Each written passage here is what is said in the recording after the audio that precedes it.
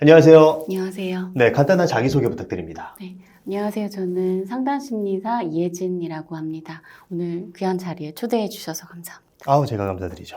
오늘 제가 궁금한 게요. 일반적으로 우리가 대화를 할 때 침묵이 길어지는 게 불편해지곤 하는데 왜 우리는 침묵이 불편한 걸까요? 일단은 우리가 사회와의 영향을 간과할 수는 없을 것 같아요. 침묵은 나쁜 거야. 침묵은 뭔가 대화의 흐름이 끊겨서 안 좋은 거야. 물 흐르듯 대화를 해야지. 그러니까 뭔가 침묵은 잘못된 거 아닌가? 내가 대화를 잘 못하고 있는 거 아닌가? 이런 생각을 하게 되는 거예요. 그래서 침묵은 별로 좋은 게 아니라는 그런 가치 판단을 가지게 된 그런 사회의 영향도 있다. 그리고 우리가 타고난 기질의 영향을 무시할 수가 없는 것 같아요. 그래서 기질 중에서도 저는 HSP라는 용어를 들어보셨나요? Highly Sensitive Person.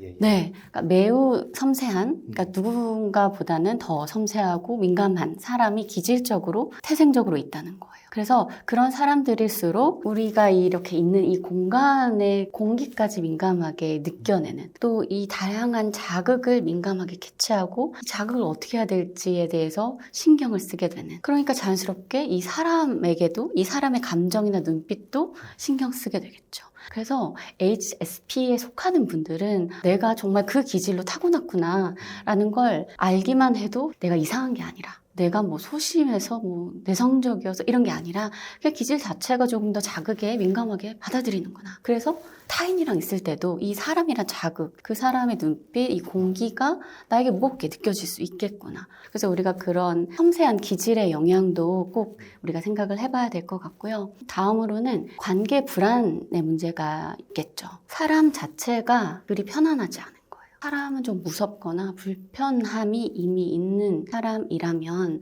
어떤 사람이랑 대화가 끊겼을 때, 침묵이 느껴졌을 때 더 크게 불편할 수 있겠죠. 그러니까 그 불편함이 더 극대화될 수 있는 나만의 관계 불안이 있을 수 있다는 거예요. 그리고 마지막으로 생각해 본 건, 대화를 하는 그 사람, 그 대상 자체가 이미 원래 편하지 않은 사람 이라면 침묵이 불편한 것뿐만 아니라 원래 그 사람과의 어떤 소통 자체가 쉽지 않은 거죠.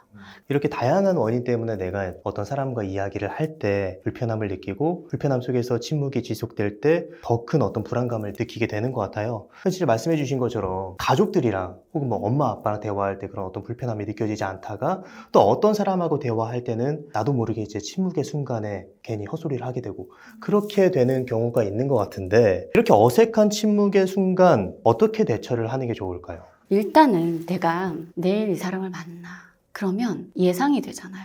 어색할 것 같아.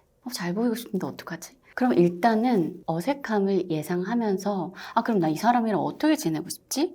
라고 한번 생각을 해보는 거예요. 그래서 일단은 내가 어색함이 예상되는 만남 전날 어떡하지? 이렇게 불안만 한 게 아니라 내가 어색할 것 같은데 그 사람이랑 어떻게 지내면 좋을까를 먼저 나에게 물어보는 마음가짐이 우선시되면 좋겠어요. 그래서 이제 그 사람을 만났어요. 근데 예상대로 어색해요. 그럴 때 어떻게 할까요?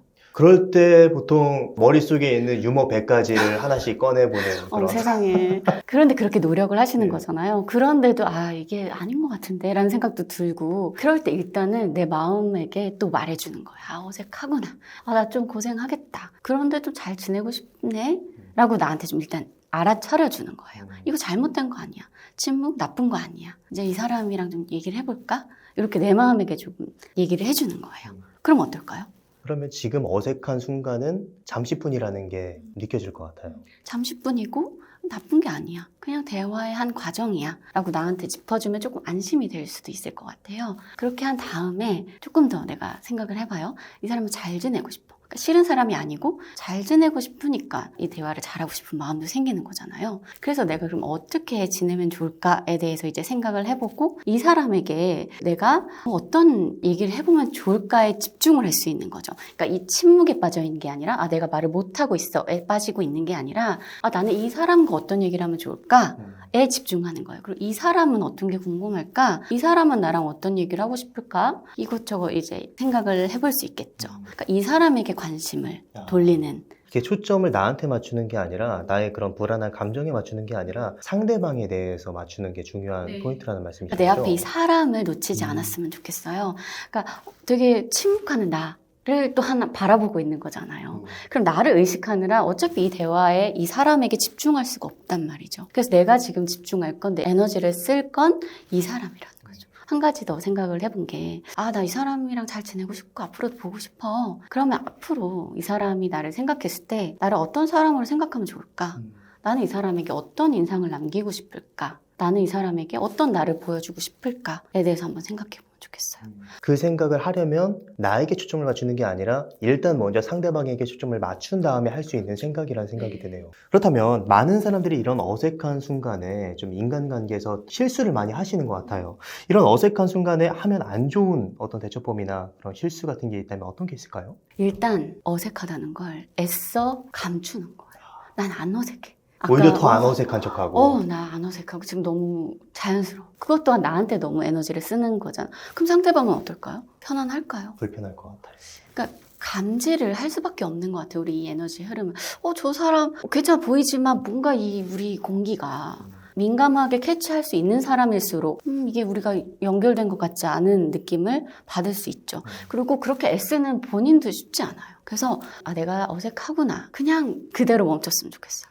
그런데 만약에 너무 어색해서 그런 어색한 모습을 보이는 게 더 불편해질 수도 있잖아요. 그럼 어떻게 해야 되죠? 그래서 과도하게 감추는 것보다는 내가 괜찮을 정도, 약간의 어색함을 표현해도 큰일 나지 않는다고 생각해요. 물론 그 관계가 얼마나 신뢰로운지에 따라서 내 어색함을 오픈할 수 있느냐도 차이가 있겠지만 가능하면 좀 어색하네요.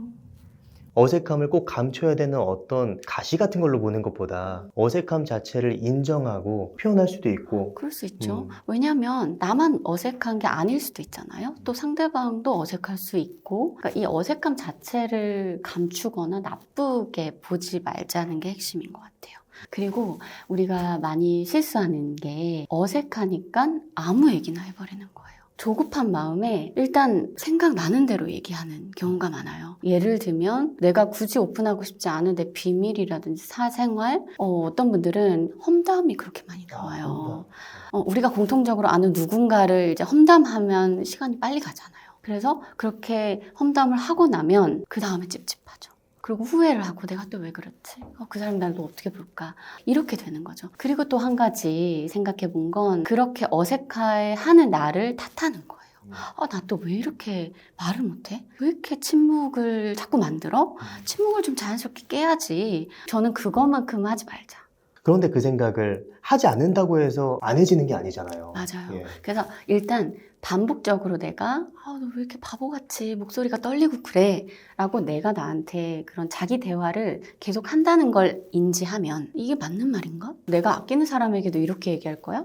라고 나한테 물어보는 시간을 가지면 좋겠어요. 아니 그렇게까지 얘기할 건 아니야. 목소리가 떨릴 수도 있지. 라고 사전 작업을 이제 마음으로 하다 보면 다음에 또 같은 순간이 왔을 때 적어도 나한테 바보라고 비난하진 않게 되거든요. 그래서 이건 평소에 연습이 필요해요. 그리고 마지막으로 제가 굉장히 최악의 사례를 또 생각을 해봤어요. 나도 어색하고 상대방도 어색한 관계가 있다고 보면요. 예. 뭐 이런 상황이 있어요. 상사랑 부하가 둘 다 어색하고 별로 안 좋아하는데 2시간 동안 차를 타고 출장을 가야 돼요. 내가 아무리 저 사람을 싫고 저 사람도 날 별로 안 좋아하는 걸 알고 그렇지만 나는 당신 싫다고 대놓고 표현할 수도 없고 그런 상황에서 상사는 힘을 갖고 있잖아요. 예. 그럴 때 최악의 발언을 해요. 너 그렇게 말 안 하고 있는 거 너무 별로야. 말 좀 해. 너처럼 말 없는 애 싫어. 라고 비난하는 거예요. 그러니까 힘을 가진 자가 침묵의 상황에서 상대방에게 이렇게 말한다면 저는 이건 너무 부적절한 솔직함 같아요. 말하는 걸 강요하는. 그럼요. 너가 침묵을 깨. 상대방에게 떠넘기는 거죠. 나는 별로 얘기 안 하고 싶으니까 너가 부하니까 얘기해. 안 그래도 어색하고 서로 안 좋은데 침묵을 깨는 것도 너의 몫이다. 이렇게 떠넘기는 건 전 최악 중에 최악이 아닌가. 지금까지 좀 이제 우리가 침묵 상황이 길어질 때 어떤 마인드로 좀 대처를 해야 될지에 대해서 생각을 해봤는데 실질적으로 우리가 침묵을 깨고 대화를 해야 되는 순간도 분명히 있는 것 같아요. 네. 그럴 때 침묵이 길어질 때 실질적으로 어떤 대화를 하는 게 도움이 될까요? 그래서 여기서 가장 중요한 건 내가 이 사람이랑 계속해서 잘 지내고 싶다. 앞으로도 우리가 계속 볼 사람이다. 그 결정이 났다면 그때 해야 될 건 저는 이 사람에게 예. 궁금한 점이 생겨야 된다고 생각해요. 관심을 갖고 이 사람이 어떤 사람일까? 그리고 이 사람은 어떤 장점이 있을까? 이 사람의 좋은 점이 뭔지를 눈 크게 뜨고 찾는 거예요. 그렇게 관심을 갖고 긍정적인 측면을 찾다 보면 나도 모르게 질문이 생기죠. 그래서 질문으로 나아가는 거예요. 근데 여기서 중요한 건 내가 막 캐묻는 게 아니라 이 사람도 봐야겠죠. 이 사람도 나랑 잘 지내고 싶고 내가 본인에게 질문을 하는 것을 괜찮게 여기는지 그걸 이제 확인하면서 하나씩 이리저리 물어보는 거예요. 그러면 대화가 자연스럽게 이어지죠. 굳이 내가 이걸 침묵을 깨기 위해서 하겠어가 아니라 그냥 이 앞에 있는 사람에게 자연스럽게 궁금하고 밥은 뭐 먹었을까? 오늘 점심 뭐 드셨어요? 뭐 먹었죠? 그 생각 궁금해요. 생각이 원장님. 네, 제가 뭐 먹었더라? 오늘 닭갈비 먹었습니다. 네. 어땠나요? 닭갈비 좋아하세요? 네. 네. 어땠어 맛이? 마지막에 먹었던 볶음밥이 노릇노릇하게 잘 익어서 그게 진짜 별미였어요. 그런 거 좋아하시는 거? 저도 그런 거 그래요. 너무 좋아하죠. 저도 좋아해요. 볶음밥에는 그리고 또 막걸리랑 같이 먹어줘야 되는데 그게 없어가지고 좀 아쉬움이 남았던 시간이었지 않나. 막걸리를 한잔 해야겠네. 이렇게 결론이 나네요. 그럼요. 그럼 그 다음이 연결되잖아요. 그러게요. 우리 예. 원장님이랑 막걸리를 한잔 마셔야겠다. 너무 자연스럽지 않나요? 내가 궁금한 걸 물어봤는데 원장님이 반응을 해주시잖아요. 그러니까 단순히 점심 뭐 먹었냐고 물어봤을 뿐인데. 그게 그냥 약간 스몰 토크 하듯이 점심 뭐 드셨나요? 난 안 궁금해. 그렇게 물어보는 거 많잖아요. 중요한 건 진짜 궁금해야 돼요. 진짜로 원장님이 오늘 점심 때 선생님이랑 뭘 드셨는가? 전 그게 궁금한 거예요. 그러니까 답이 또 재밌는 거예요.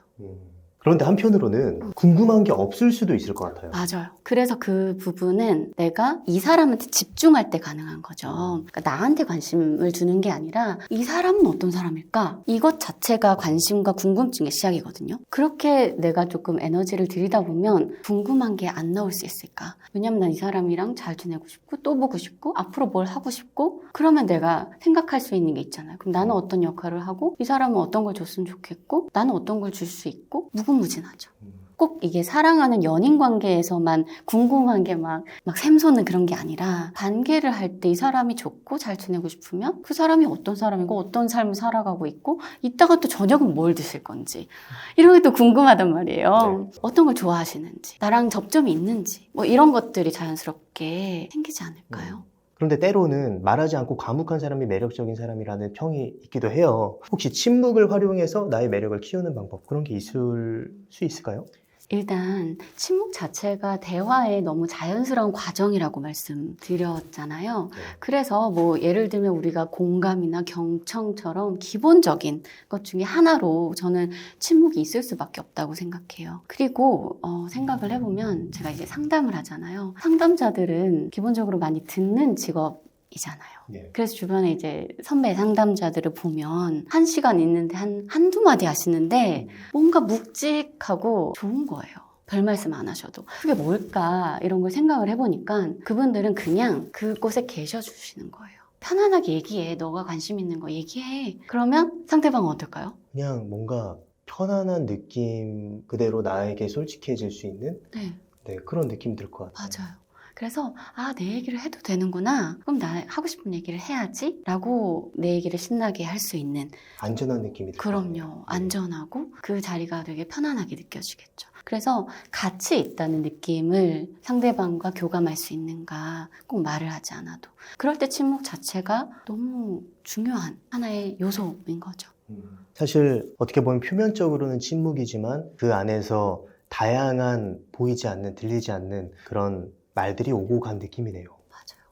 자, 그럼 마지막으로 하고 싶으신 말 있으시다면 어떤 게 있을까요? 오늘 침묵에 대해서 저도 좀 깊이 있게 생각을 해보면서 참 우리가 같이 있을 때 좋은 사람이 어떤 사람인가라는 생각을 하게 됐어요.